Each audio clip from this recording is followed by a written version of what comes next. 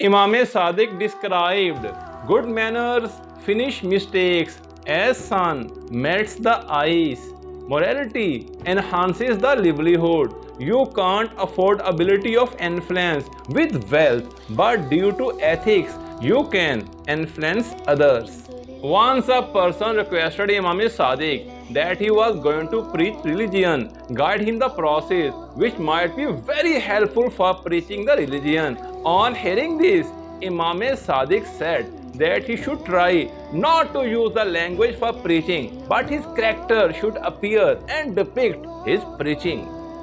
Imam Sadiq further said, our preaching style is based on morality, gentleness, love, and mutual sincerity, so that with Islamic morality, victory on the hearts of people can be achieved. He further described it is the best for parents to teach ethics and respect to their children because wealth is expiring but morality remains forever.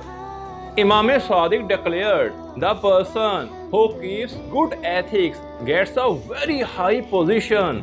Furthermore, morality enhances the age.